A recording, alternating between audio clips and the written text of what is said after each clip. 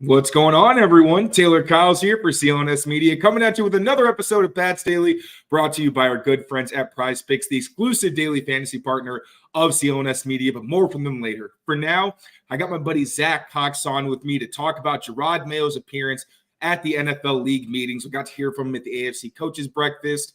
Just more transparency that we're not really used to from a Patriots head coach. We'll see how it goes long term. But I mean, it's nice to hear like it at least feels that they understand what fans' trepidations are with what's going on so far. And they're trying to make sure that everybody's kind of staying in the loop. But first, before we get into all that stuff, Zack, how are you doing, buddy? I'm doing good, Taylor. Thanks for having me back on. Always good to come on and chat with you. It was a pleasure to chat with you, my man. All right, so before we actually get into Jerod Mayo, we do have some breaking Patriots news, mostly concerning Myles Bryant. Officially signs with the Texans. After a quiet couple of weeks, it seemed kind of strange that a guy who played such a big role in their defense last year weren't really hearing anything from. Even a guy like Anthony Jennings after that first initial wave, then you saw him come back on. So how did you feel about the fact the Patriots are losing Myles Bryant? Because obviously been one of the few guys who's been able to stay on the field for them. He's got his limitations, we all know, but he was a consistent player when he was put in position to succeed. And then we also saw when push came to shove and they got just ravaged by injuries at cornerback and safety, you saw him move up and down the secondary. So what were your thoughts on his departure? And do you think it means anything in terms of the Patriots and where they're going from a personnel perspective? It did seem like the writing was on the wall with Myles Bryant to an extent after reading, I believe it was in Mike Reese's Sunday notes the other day, saying that the Patriots still have a potential interest in bringing him back, but only at a value that would kind of correlate to his standing as a depth backup reserve type player. And it seemed like they weren't really on the same page with that. At the time of this recording here, we haven't seen any of the financials for the Texans deal, so it'll be interesting to see what that looks like. But no, I thought Myles Bryant, basically more so than any Patriots player over the last couple of years, just caught way too much heat from the fan base. Yes, as you mentioned, he has his limitations. He's not a Pro Bowl level player. He's not a guy that you're going to just say, hey, we'll stick you on Tyreek Hill all game and you'll follow him around and wipe him out. That's not the level of player that he was and is, but he's a smart guy. He's a tough guy. He's super versatile, as you mentioned, can play in the slot, has played back at safety, even played some outside cornerback at times over the last couple of years. Just a real team first type of guy too. So I think he got a little bit of a bad rep from the fan base, probably mostly just going back to those battles he had with Isaiah McKenzie a couple of years back. I think that sort of is what stands out in Patriots fans' mind about Myles Bryant. But you look at the stats. I mean, he played 75% of snaps last season, was top 4 on that defense in tackles for loss, passes defended, snaps played. So he was a really important piece on a very good Patriots defense. And it's going to be interesting to see what they do in the slot now, because you assume that'll probably be Marcus Jones if he comes back healthy. But I mean, Bryant was able to hold off Jones even before Jones went down with that injury last year. So yeah, definitely going to be putting a lot more on Marcus Jones's plate, or maybe we see them go bring in some other slot corner here in the next couple of months. That's what I was thinking, the same thing, or whether maybe John Jones kicks back into the slot and they try to get somebody who's more of a natural fit outside. But that whole position, the one thing about Myles Bryant that you really knew was that he was at least going to be able to stay on the field for you. And there's so many guys other than like Alex Austin and Marco Wilson. You got guys that are coming off season-ending injuries, or guys like Jonathan Jones, where, I mean, bless his heart, the guy is tough as nails and is playing in games he probably shouldn't be playing in, but he's been super banged up as well. So it does feel like a bit of a gamble, but also we know it just feels like they're trying to get more explosive and faster on defense. So maybe this is one of those things where he just kind of fell down on their list of priorities, I guess. And another one from the meetings that I wanted to get your thoughts on are the hip drop tackle ban. Now, this is one I feel like that was very divisive. You've seen players like defenders, even some offensive players we heard from David Andrews last year, kind of being like, I mean, you legislate everything out of the game. Eventually, it's just like, what are people supposed to be doing out there? But at the same time, I was of the camp of something needed to be done, because this was a very, at least from my perspective, this is a very specific type of tackling where, you know, I've never tried to tackle someone like Travis Kelce or Gronk, where these guys are holding on for dear life because they weigh 100 pounds less. But when you talk about taking out someone's ankles, like, those are the kind of injuries that guys really can't come back from. So did you feel like it was something that needed to be addressed? Do you think it's kind of overblown? And are you kind of worried about how it's actually going to be enforced? Well, some of the numbers behind it are compelling, at least the ones that the NFL has released, saying that these types of tackles have a 25% higher injury risk than any other play or any other type of tackle, or not even 25%, 25 times a higher injury risk than a normal tackle. When you see those numbers and you see some of the kind of high caliber players that have been taken out by these types of tackles in the last couple of years, it makes sense that the NFL would want to do something about it. But I don't know, anytime when it's a player safety related situation like this, I usually defer to the players on what their opinion is. And even though there are some who have said, yeah, this is a good thing that had to happen, the vast majority of the reaction that we've seen has been, you can't take this kind of play out of football because it just keeps, you've already taken away so many variations of what defensive players are able to do. They can't hit high anymore. They can't hit with the crown of their helmet. They can't hit quarterbacks low. They need to do all these. Eventually, it is going to evolve into a situation where you just they're so it's so difficult to be a defensive player in the modern NFL. But the big thing that stood out to me is, as you mentioned, Ramondre Stevenson suffered an ankle injury that ultimately was season ending on a hit like this last season. Immediately after that game, you had players, including offensive players, including David Andrews, including Ezekiel Elliott. You went up and asked him, you said, what do you think about this play? It's a controversial play.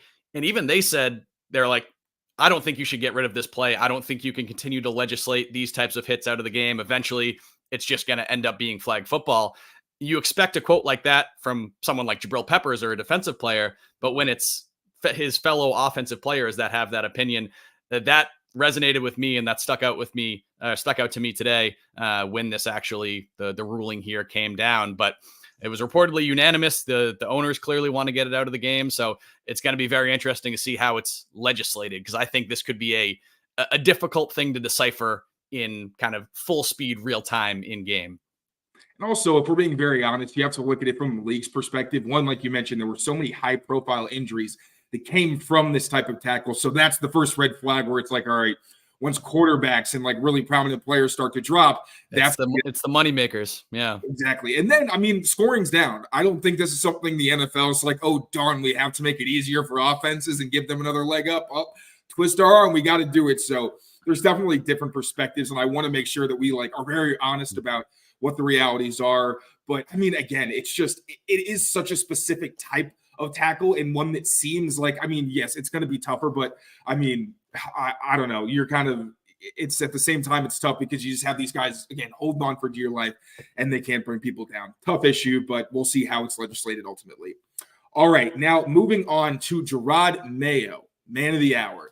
Spoke to media members after what was like a relatively quiet free agency. Before we really get into some of the more nitty gritty, what did you think kind of going into Jerod Mayo's comments about what they had done so far in free agency? Because obviously not a whole lot of splash signings that people were expecting.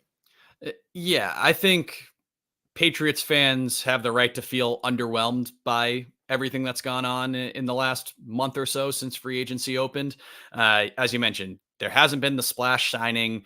They still basically have major question marks at all three of the positions that were major question marks going into free agency: quarterback, wide receiver, left tackle. You don't really know what the Patriots are going to do at any of those spots at the moment. Obviously still time to patch some of those holes, and I know we'll get into that in a little bit. But on the whole, I didn't see a lot of real missed opportunities for the Patriots. I mean, obviously the big one was Calvin Ridley. They were in it with Calvin Ridley to the end, according to multiple reports. They made offers. They made a push for him. They really tried to sign him. I think at the value that he ended up signing for, that is a higher value than I would put on Calvin Ridley. Maybe you can say, well, they had the cap space. They should have just gone out and used it. Yes, I can see that argument as well. But it's a weird situation to be in if you're the Patriots, because I like almost all of the moves that they made, both the moves that they made and the moves that they didn't make, like giving $50 million guaranteed to Calvin Ridley.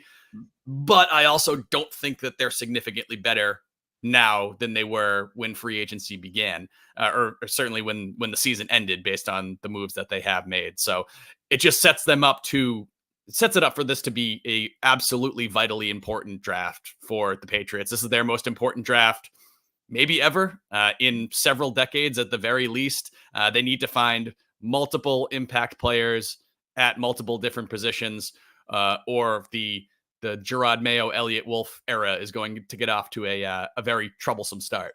Yeah, and Jerod Mayo was very honest about a lot of those realities, saying I was kind of surprised by him even acknowledging that, yeah, sometimes there are just some guys that we did want and it just didn't work out. Like with the lack of weapons, you can't really blame him for trying. He mentioned they were 100% in on the trade market. We've seen, I know Brandon Ayuk, I think John Lynch kind of poured some water on that fire a little bit, saying they wanted to work things out with him. But Deebo Samuel's been talked about. We saw T. Higgins, who's almost definitely going to be traded from the Cincinnati Bengals. So they've been in on talking about guys through trade. Again, Calvin Ridley was just one of those situations where for a 29-year-old receiver in a rebuilding team, you're not really going to sign a guy like that to so much money on a 4-year deal, even if it is one dummy year. That's kind of a tough situation to put yourself in. But what did you think about the strategy once you actually got to hear Jerod Mayo's perspective and kind of get to see more of where their head is at as they're trying to steer the ship in the right direction, given there wasn't a whole lot for them to work with on the market, as he acknowledged? I think the major theme of this whole Jerod Mayo press conference was this is not going to be a quick fix. That it doesn't seem like the Patriots, I mean, obviously they want to contend this season. They want to be back to Super Bowl level this season.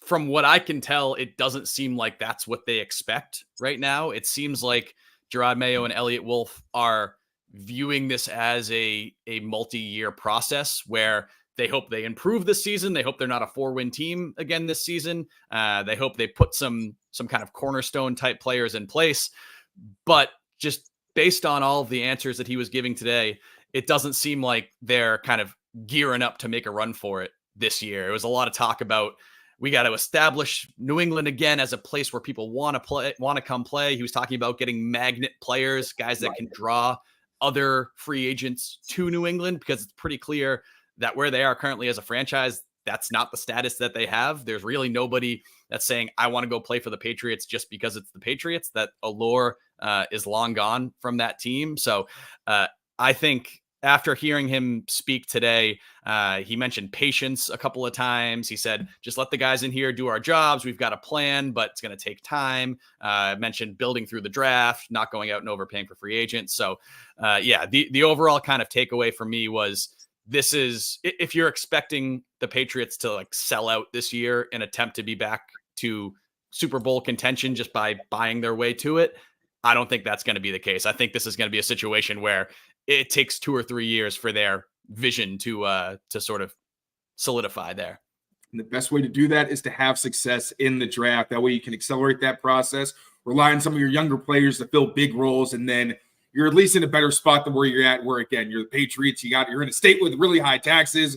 You're already going to throw a lot of money at these guys. It's going to be tough sledding. But Jerod Mayo did touch on the draft and some of the ways that they do plan on filling some of those holes. Before we get to those, quick word from our friends at PrizePicks. Be right back. Football season may be over, but the action on the floor is heating up. Whether it's tournament season or the fight for playoff home court, there's no shortage of high-stakes basketball moments this time of year. Get in on the excitement with PrizePicks, America's #1 fantasy sports app, where you can turn your hoops knowledge into serious cash. Want to play alongside some of PrizePicks' favorite players like Meek Mill and Sugar Sean O'Malley? You can now find community plays under the promos tab of the app to view entries from some of the biggest names in the PrizePicks community each week. PrizePicks even offers injury insurance so that your entries stay in play even if one of your players gets injured. For basketball games, if you have a player who exits the game in the first half and doesn't return in the second, that player projection won't count against you and the rest of your entries stays live. With Jason Tatum going for the MVP, I'm taking more on his points and rebounds. Download the app today and use code CLNS for a first deposit match up to $100. That's code CLNS for a first deposit match up to $100. PrizePicks. Pick more, pick less. It's that easy. All right, so Jerod Mayo once again mentioned that they do have a lot of holes, but this is the kind of draft where they're pretty fortunate. There's talent kind of throughout this entire day 1, day 2, day 3. You can find good value. So looking at the top 3 positions that they need to fill, obviously premium positions, Not exactly going to be easy. But who are some of your favorite options, whether it's through the draft or maybe through some type of trade, they kind of go off in your mind and saying, okay, these are realistic options who could at least get them in the right direction, if not make some kind of immediate impact? I still think you could see a trade at some point, either a trade or a pickup of somebody who's a cap casualty, maybe a guy who gets cut early in training camp. I think they will make some sort of substantive addition to the wide receiver group and or the offensive tackle group. Odds are that's not going to be a T. Higgins level kind of game-changing type player, but there is still the possibility of something like that coming together. I think by far the most likely way of finding impact, Pro Bowl caliber, legit franchise cornerstone type players at either of these three spots at this point is through the draft. And as you mentioned, this is a good year to be needing players at all three of these positions. I mean, it's a really deep wide receiver class. It's a very good offensive tackle class, and it's a good time to be needing a quarterback, especially if you have a pick like the Patriots do up in the top three. The problem is if you're, as we mentioned earlier, you're going into this with all of those are still very big needs. So yeah. I think it's a very unlikely scenario that they're going to get their franchise quarterback, get their long-term number one wide receiver, and get the guy who's going to start at left tackle for them for the next 10 years, all in this same draft. So I think at least one of those is still going to be a need for the Patriots moving forward into this season, which is part of why goes back to what I was talking about before, about this not being a kind of quick fix. Patriots are back next year. It's going to be a little bit longer of a process just because when you have holes at those premium positions, even if you have deep classes at all three of those spots like this draft does, it's really hard you basically have to ace the draft. You have to say, okay, A+ first round pick, A+ second round pick, A+ third round pick. And the guys who are doing it in Jerod Mayo and Elliott Wolf have never done this on a full-time shot calling level. Obviously, they've both been around draft rooms and whatnot before, but Elliott Wolf has never been a de facto GM. Jerod Mayo has never been a de facto head coach who's kind of in charge of an entire roster. So I think it's a lot of pressure, and it's a challenge that they probably will not be able to meet. And I think ideally for the Patriots, you get one of those three has to be like a slam dunk. You say, if you come out of the draft or come out of next season and say, all right, we aced that one, we're still got to work on these other two, we'll piece them together somehow. I think that's a respectable goal for the Patriots, because I think it's expecting them to get all three of these needs kind of checked off in the draft it's just a little unrealistic. And we keep coming back to it. It's going to take time. It's going to be slow. Yep. And with that, a lot of the conversation has gone to, okay, if it's going to take so long to rebuild this team, is it responsible for them to get a quarterback? Now, yes, you're in a position in the drafts where you may never be here again. Even if you get multiple first-round picks next year, doesn't guarantee you're going to get to a spot where you can get a real franchise guy at quarterback. Jerod Mayo even said, we need to be very confident in whoever we get with the third overall pick if it's going to be a quarterback, because this has to be a franchise guy. So from your perspective, with Mac Jones, he acknowledged that a big part of his failure in New England was the fact that it wasn't just the players around him, it was also the coaching, where he had a different offensive coordinator and quarterbacks coach every single season with the Patriots. On top of the fact that you look at the skill positions, Troy Brown is no longer the wide receivers coach. There was a reason for that. Offensive line coaching was up and down, a lot of inconsistency. So when you look at the staff, even kind of going beyond some of the holes that they plugged so far, mentioned TC McCartney, Alex Van Pelt, we still have a lot to learn about these guys. And he mentioned, we're in the honeymoon phase, so still very early. But do you think that what they've done with the coaching staff can actually be enough to at least say, okay, the offense can have some form of stability because they have a staff with so many people who have experience together, unlike last year, where it's just like a weird hodgepodge of guys who've never even seen each other before? I think so. I think the coaching staff is less of a concern in that whole department than maybe the roster. I can see the argument of, you've got so many holes all over your roster. Do you really want to throw a kind of day one rookie starter out there and have him get killed behind potentially a leaky offensive line and have nobody to throw to? I think from a coaching perspective, they've put a pretty good framework in place. At the very least, it's a lot of experienced coaches who have done this before, and it seems to have a level of cohesiveness on the offensive side that just wasn't there last year. It was basically in 2022, you had two guys with really no offensive experience trying to run that offensive staff, and Matt Patricia and Joe Judge. And then last year, you get Bill O'Brien in, who's experienced and knows what he's doing, but he wasn't able to build out the staff around him. And then there were just issues from that basically occurring all season. So I think they're in a much better spot now. I don't know if Alex Van Pelt is going to revolutionize the NFL as an offensive coordinator this year. I think I don't know, maybe the ceiling for this offensive coaching staff probably isn't as high as if you have Sean McVay running your offense, but I do think that there's at least stability in there. It helps that Jacoby Brissett's there as well, who can also, Jerod Mayo basically called him like a pseudo coach today. He said he's able to help teach the young quarterback and his new teammates the offense, because he played in it, played under Van Pelt in Cleveland. But I do think also that it helps that the people running the show now in Mayo and in Elliott Wolf were around for the Mac Jones debacle, that they saw. And I mean, Mayo said today, he acknowledged how detrimental it was to have a situation like the one that the Patriots put Mac Jones in over the last 2 years from a roster perspective and from a coaching perspective. Mayo even mentioned the support staff. He said like that wasn't up to snuff for a young quarterback in the spot where Mac Jones was. So I think the fact that they were ideally, they should be able to use those last 2 seasons where they were kind of on the ground, looking at it, seeing it every day as a learning experience for what not to do with the quarterback that most people expect them to use that number 3 pick on. So with that being said, Jerod Mayo did still leave the door open to a potential trade, which I think is still smart. Because if you can, I like Drake May a lot, and we'll get to him a little bit later, but you could still make the argument that these guys aren't sure things. And Mayo said Alonzo Highsmith was telling him any pick that he's seen gone bad is one where people weren't on the same page and there was disagreement, which obviously is one of the big reasons that Bill Belichick is no longer on the team, where it felt like he was kind of monopolizing the draft process where all this work could be done. But, he felt a certain way about a pick, and that was what they ended up going with.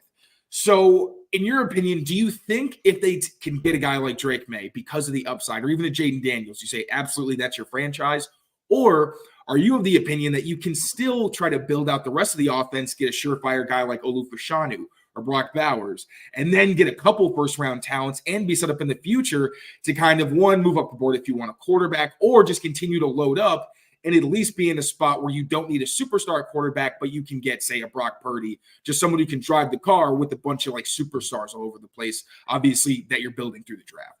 Yeah. So here's where I stand on the number 3 pick. It was the quote that Mayo had today. If we take a quarterback at 3, that means we are convicted that this player is really the future of this organization. If they feel that way about whoever is there at number 3, whether it's Jaden Daniels or Drake May or JJ McCarthy, I'm not really a fan of JJ McCarthy at number 3, but if whatever quarterback is there at number 3, if they've scouted him, they've vetted him, and they say, this is a legit franchise guy, then you take him. That's the easiest way to do it. The easiest way to get back to contention in the NFL is to hit on a superstar quarterback. If they think that whoever's available for them there can be that kind of player, then I think you take him. I think you send in the pick, say, cool, we've got our quarterback, we'll figure everything else out. That's the hardest thing to get anyway. If they don't, if it's, okay, we've got some reservations about this guy, but we don't have a quarterback, we know we need a quarterback, let's get them and kind of see if we can work with them and see if we can work something out. If there's the reservations there, if they think it's a reach to be drafting whoever they're drafting just because they need a quarterback, then I would say you trade back. There's going to be some team that's willing to move up and give you a pretty good haul, I'm sure, for that number 3 pick, maybe the Vikings, maybe the Broncos, maybe one of those other teams. Then you move down, you get your tackle, you get your wide receiver. Maybe you draft a quarterback later in the draft, maybe in the 2nd round or something like that. And then you try to circle back and do it again at a later date. But I think ideally you're not going to be picking as high as the Patriots are for a while if this rebuild goes the way that they hope it does. And it's pretty difficult to land that number 1 kind of franchise caliber quarterback if you're not picking up at the top of the draft, because that would require trades or a fortuitous guy falling down to you or something like that. So Spark Notes version, if they're sold on a quarterback, take a quarterback. If they have reservations, trade back, and then use those picks to fill those other holes. We talked about that conviction at the quarterback position. I thought some of the comments about Drake May were pretty interesting. Again, because Mayo did mention that he wants to make sure everybody's on the same page. Now, I know Tony Pauline reported a few weeks back after the Combine that not everybody inside the Patriots building was on the same page about Drake May, because as we saw, was it a really tough UNC offense in terms of just the scheme wasn't really great. The supporting cast wasn't very good. I mean, if you watch like the Notre Dame and the Clemson games where he's just getting pressured like at the top of his drop immediately, some bad habits started to kind of slip in there. And Jerod Mayo mentioned, yeah, you can look at the ceiling. And this guy, he even said Drake May's a guy who doesn't really have a ceiling. He's so talented. But he also mentioned that you have to look at the floor as well. And that's what you're starting with. And with Drake May, you can't ignore the fact that he does have some significant mechanical issues that lead to just some wild just misses where it's not even close, to the point where it, kind of does look a little bit like Zach Wilson. So with all that being said, do you think the risks that Drake May comes with are too much for the third overall pick? Or do you think the ceiling is so high and the issues are somewhat correctable given he's pretty young that it's worth taking the gamble? I do like Drake May a lot. At the moment, if he's there at number 3 and I'm the Patriots, I'm taking him. I think that the ceiling does outweigh some of the potential concerns, which are going to be there for every quarterback in this draft. But if you look back at NFL history, the odds of 3 quarterbacks going 1, 2, 3 at the top of the draft and all 3 of them hitting are extraordinarily low. Like, and most likely one of these guys, if not more than one, are not going to pan out in Caleb Williams, Jaden Daniels, and Drake May. I looked it up a week or two ago. There's only 2 times in the last 50 years that quarterbacks have gone 1, 2, 3 at the top of the draft. One of them, 2021, a couple years back, Trevor Lawrence, Zach Wilson, Trey Lance. The other one was 1999. It was Tim Couch, Donovan McNabb, and Akili Smith. So that's basically a 2 for 6, maybe even a 1.5 for 6 if you say that that Lawrence or McNabb never became like MVP caliber type players. But yeah, so it happens a lot. It's not going to.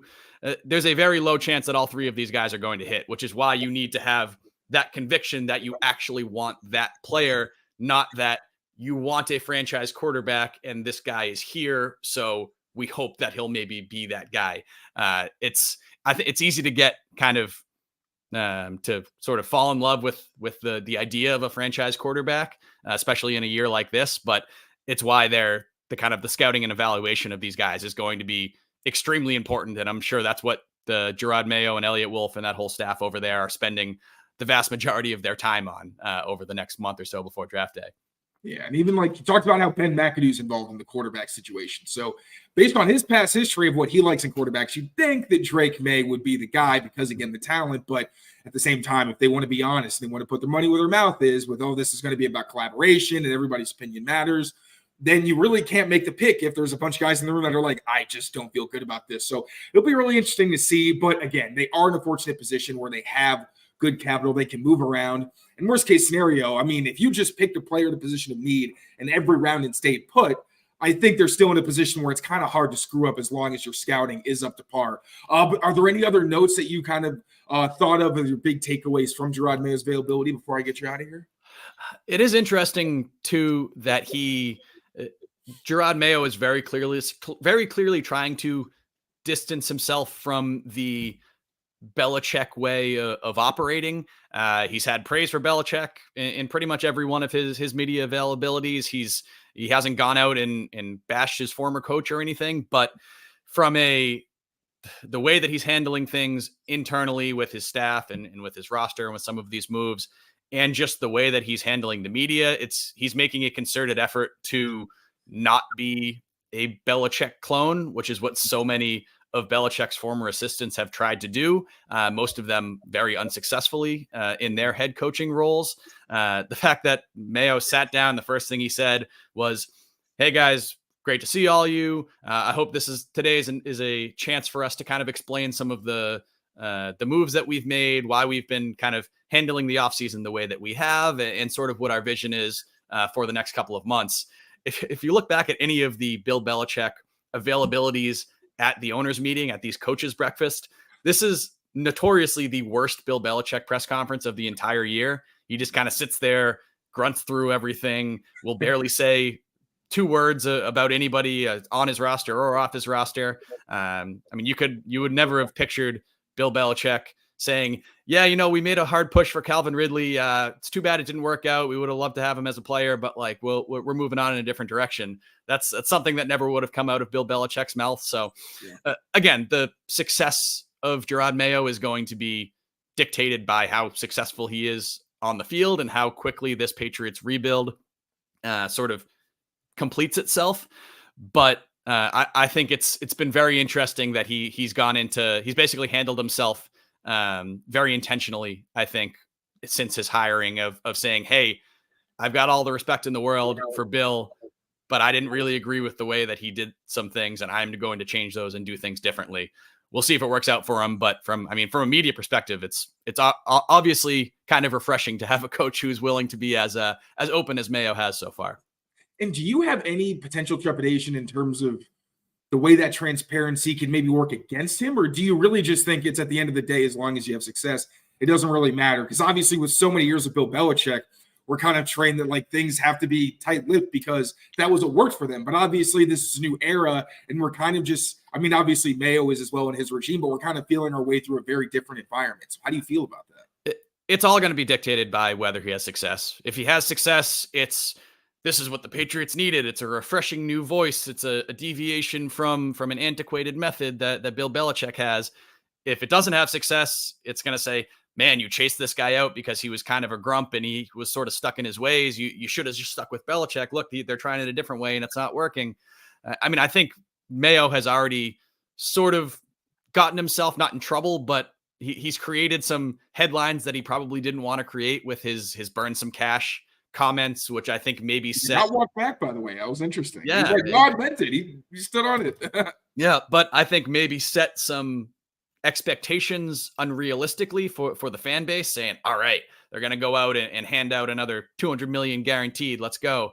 Obviously didn't really turn out that way. So I'm sure it's going to be a situation where he will probably put his foot in his mouth a couple of times, just trying to be open or trying to kind of joke around or do whatever that I'm sure is it's going to be received very differently, whether the Patriots are winning or whether they're continuing to struggle. But I think it's a welcome change. I don't think you need to be as kind of secretive and buttoned up as the Patriots were. They obviously had a lot of success with that for a long time, but a lot of other teams recently have shown that it's not the only way to win in the NFL. And now Jerod Mayo is certainly skewing a little bit more toward some of those other teams than his predecessor. See how it plays out. But like you said, it's all about the success they have or they don't have. But Zach, thank you so much for your time, buddy. Always appreciate you coming on. Please let the people know where they can find you, what stuff we should be looking out for. Yeah, it's at ZM_Cox on Twitter. Still TBD on next moves beyond that. But yeah, stay tuned. I'll keep you guys posted on anything in that realm there. And thanks again for having me on. Always enjoy it. Enjoy the rest of pre-draft season here. It was a pleasure, buddy. Thank you so much. And thank you all, as always, for watching. Now,